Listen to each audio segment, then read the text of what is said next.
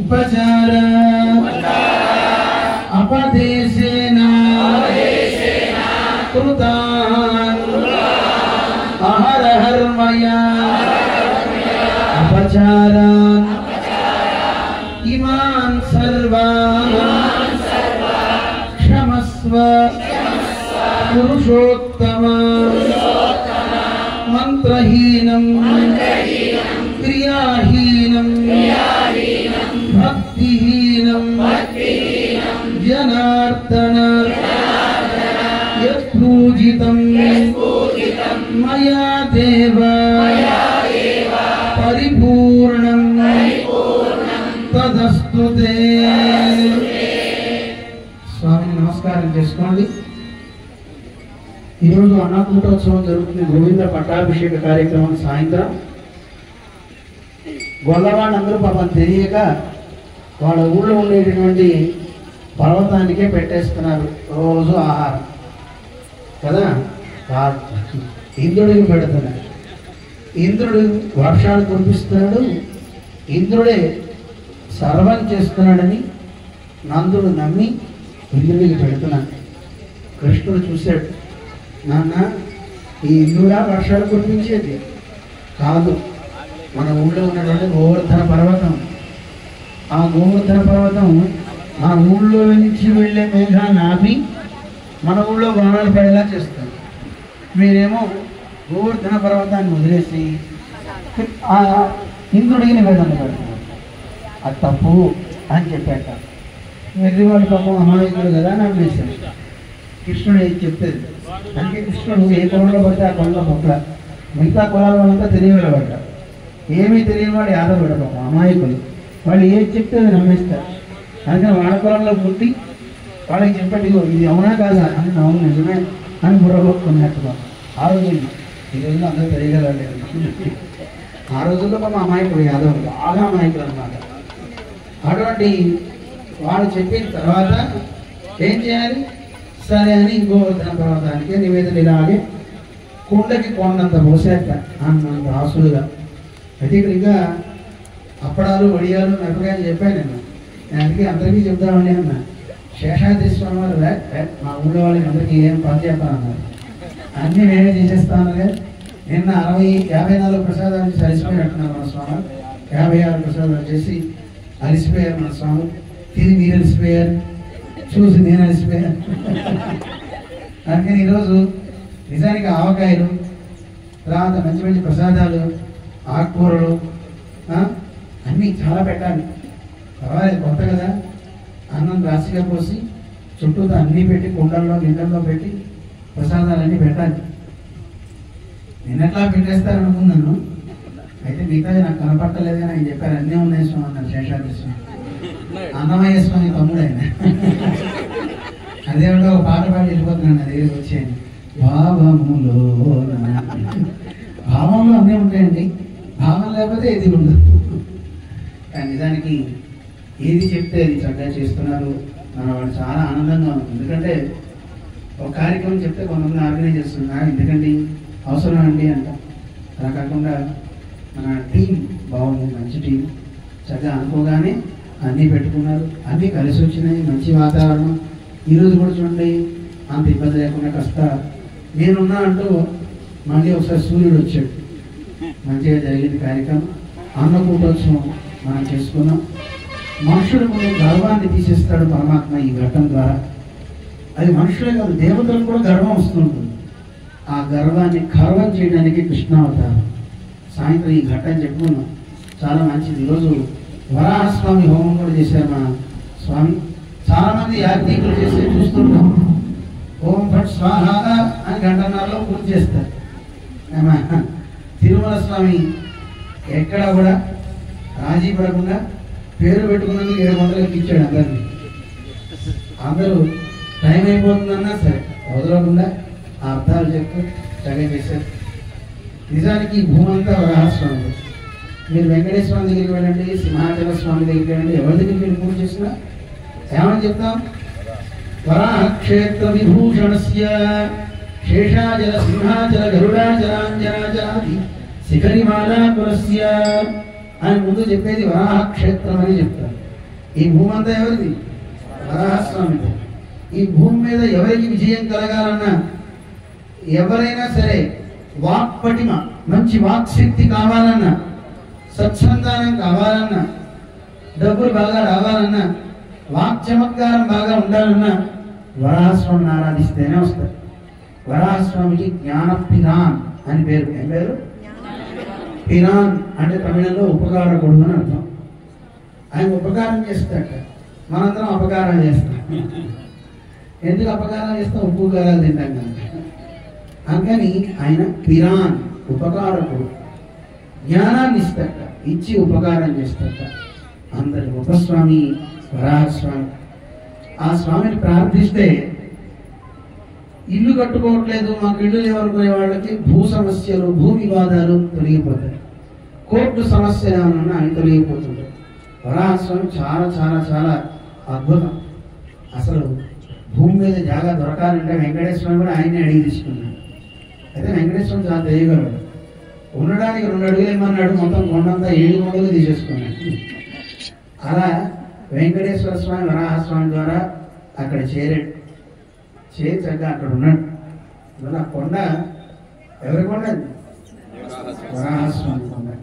అసలు అందరిది ఒక చిన్న మాట చెప్పేసి పూర్ణావతి చేసుకున్నాం. ఈ లోపల పూర్ణావతి యజమానులు పరిక్రమణ చేసి యాగశాలలో ఉండేస్తే అయిపోతుంది. యజమానుల వరకు మీ దగ్గర ఉన్నాయి కదా, పూర్ణావతి ద్రవ్యాలు ముందే వేయకండి. అగ్నిహోత్రంలో తిరిగేసిన వెళ్ళి అక్కడ ఉండండి, వింటూ ఉండండి, మాట్లాడకుండా తిరిగిరండి. పూర్ణావతి రెడీ చేసుకుంటాం. వరాహస్వామి ఒక రహస్యం చెప్పాడు, జాగ్రత్తగా వినండి. వరాహస్వామి ఏం చెప్పాడు? ఒక రహస్యం చెప్పాడు. ఎవరికి చెప్పాడు? భూదేవికి చెప్పాడు. ఎవరికి చెప్పకు. ఈ లోకంలో మనుషులు బాగుపడాలంటే ఏం చేయాలి అని అడిగితే 3 పనులు చేయాలి అని వరాహస్వామి చెప్పాడు. ఆ 3 పనులు రహస్యం సుమా, ఎవరికి చెప్పద్దు అన్నాడు వరాహస్వామి. కానీ లోకానికి భూదేవి గోదాదేవిగా అవతరించి చెప్పేసింది. ఏమేంటి ఆ 3 పనులు? ప్రోక్తం స్వస్య చ కీర్తనం ప్రపదనం స్వస్మై ప్రసూనార్పణం. మీకు కూడా చెప్తాను, వరాహస్వామి చెప్పింది గుర్తుపెట్టుకోండి. ఆయన చెప్పిన 3 పనులు ఏమిటి? స్వస్య చ కీర్తనం, ఆయన పేరు చెప్పాలట. ఎంతమంది చెప్పగలుగుతారు? నారాయణ గోవింద అనగలం కదా, నోరు ముందు చక్కగా నారాయణ చెప్పవచ్చు. స్వస్య చ కీర్తనం.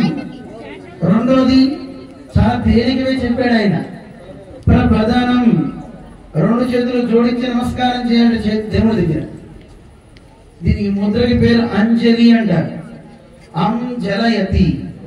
అమ్మ అంటే పరమాత్మని అని అర్థం. ఆ అంటే పరమాత్మ, అమ్మ అంటే పరమాత్మని. ఆ పరమాత్మని కూడా కరిగింపజేస్తుంది ఈ ముద్ర. నీళ్ళల్లో ఉప్పురాయి వేస్తే ఎలా కరిగిపోతుందో, ఈ ముద్ర వేస్తే దేవుడు కరిగిపోతాడ. వేశారా ఈ ముద్ర? అందువల్ల దేవుడి దగ్గర ఈ అంజలి ముద్ర వేయాలట. దీనికి పేరే అంజలి. ఎందుకు వచ్చింది పేరు అంజలి అని? ఇప్పుడే చెప్పా. ఎవరు చెప్తారో వాళ్ళకి ప్రైజ్ ఒక అప్పడం ఇస్తారు. చెప్పండి, నిజంగానే అప్పడం ఉన్నాయండి ఇక్కడ. చూసారా, ఇప్పుడే చెప్పా. మీరు ఏం వింటున్నారో తెలియక అందరి దృష్టి అప్పడాల మీదే ఉంది. ఏం చెప్పాం? అంజలి అంటే పరమాత్మని కరిగింపజేసేది. ఏమిటిది? మళ్ళీ లోకంలో వచ్చేయండి.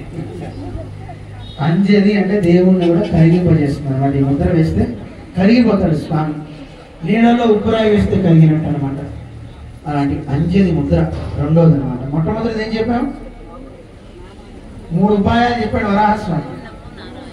మొట్టమొదటి ఉపాయం నోటితో కీర్తన చేయడం, గోవింద నారాయణ ముకుంద హరి అంటాం. రెండోది అంజలి ముద్ర చేసి నమస్కరించడం. ఒక చేతితో ఇలా అనకూడదు, కళ్ళు ఇలా అనకూడదు, 2 చేతులు జోడించాలి, అవసరమైతే నెత్తిన పెట్టుకోవాలి.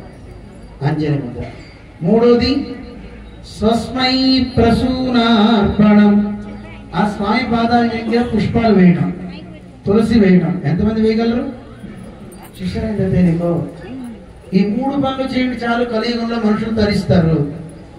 6 మాసాలు ఎవరైతే తులసిని తీసుకుని స్వామికి సహస్రనామార్చన, విష్ణు సహస్రనామార్చన చేస్తారో అలాంటి వాళ్ళతో దేవుడు మాట్లాడతాడు విష్ణుమూర్తి. మరి ఎంతమందికి ఆ కోరిక ఉంది దేవుడితో మాట్లాడాలని ఉందా? అయితే బంగారం తులసి కొనుక్కొచ్చి చేయకండి, వేడి తులసితో చేయకండి. తొండమాని అలాగే చేశాడు. గర్వం, నా దగ్గర డబ్బు ఉంది కదా. నిజంగా తులసి తోట వేసుకోండి, తులసి తీసుకోండి, ఆ తులసితో చేయండి. 6 మాసాలు చేయకూడదు. విష్ణు సహస్రనామాన్ని చెప్పు చేయండి. అది కాకపోతే ఓం కృష్ణాయ నమః, ఓం కృష్ణాయ నమః, ఓం కృష్ణాయ నమః అంటూ చేయండి. ఏదో ఒకటి నామం చెప్పు చేయండి. భగవన్ నామం అయి ఉండాలి, అది స్వామి నామం అవ్వాలి. ఇది వరాహస్వామి చెప్పిన మాట. ఈ 3 చేస్తే నేను రక్షిస్తాను అన్నాడు. అటువంటిది వరాహస్వామి. ఇంకో విశేషం ఏంటో తెలుసా అండి? వరాహస్వామి ఇంకో మాట కూడా చెప్పాడు. స్థితే మనసి సుస్వస్థే శరీరే సతియో నరః ధాతు సామ్యే స్థితే స్మర్త విశ్వరూపంచ మామజం తతస్థం నిగమానంతు కాష్ఠ పాషాణ సన్నిభం అహం స్మరామి మద్భక్తం. ఎంత అద్భుతంగా చెప్పాడండి స్వామి. మరి భయం ఎందుకండి?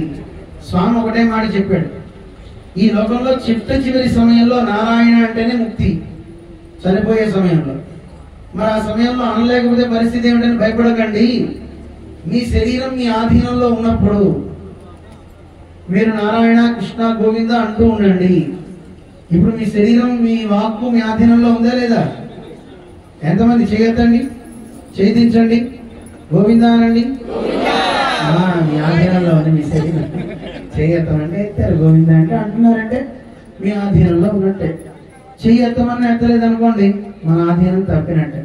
కొంతమందికి నోరు చెయ్యి పడిపోతుంటాయి చూడండి, వాడి ఆధీనం ఉండదు.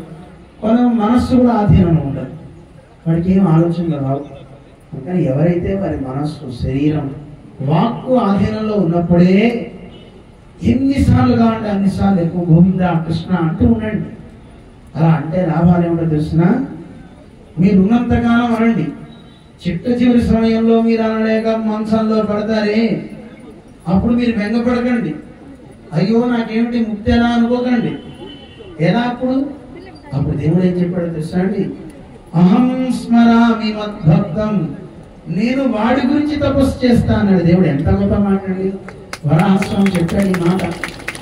మీ శరీరం మీ ఆధీనంలో ఉన్నప్పుడు నా నామం చెప్పండి, మీ ఆధీనం తప్పినప్పుడు మీ గురించి నేను తపస్సు చేస్తా. మీకోసం చేసి ఏం చేస్తావు? పరమాం గతిం అహం నయామి, ఉత్తమ గతికి నేను నిన్ను తీసుకుపోతానన్నాడు స్వామి. అంటే ఎక్కడికి? ఉత్తమ గతిని వైకుంఠానికి నేనే తీసుకుపోతా. చూడండి, మన వాక్కు మన ఆధీనంలో ఉన్నప్పుడు కృష్ణ రామ అంటే చివరి సమయంలో అనలేని సమయంలో వాడు మన గురించి అని మన్ని చేయబట్టుకొని వైకుంఠానికి తీసుకెళ్తా అన్నాడంటే ఇంతకంటే గొప్ప దైవం ఎవరైనా ఉన్నాడా దేశంలో, ప్రపంచంలో? ఏ గ్రంథాల్లో అయినా చెప్పండి, ఏ మత గ్రంథాల్లో అయినా చూపించండి. లేడు లేడు లేడు. అంత గొప్ప దైవాన్ని ఈరోజు మనం హోమ కార్యక్రమంలో అర్చించుకున్నాం. వరాహస్వామిగా తానే అన్ని రూపాలు, రాముడుగా కృష్ణుడుగా అన్ని తానే. అందుకని అటువంటి వరాహస్వామి హవనం పూర్తి చేసుకున్నాం. ఇప్పుడు పూర్ణాహుతి కార్యక్రమం, ఈ నివేదన కూడా లోపల క్రమంగా వెళ్ళి వంటశాలకు వెళ్తుంది. మీరు యజ్ఞశాలలోనే ఉండండి. ఇక్కడ అయిన తర్వాత వంటశాలకు వెళ్తారు.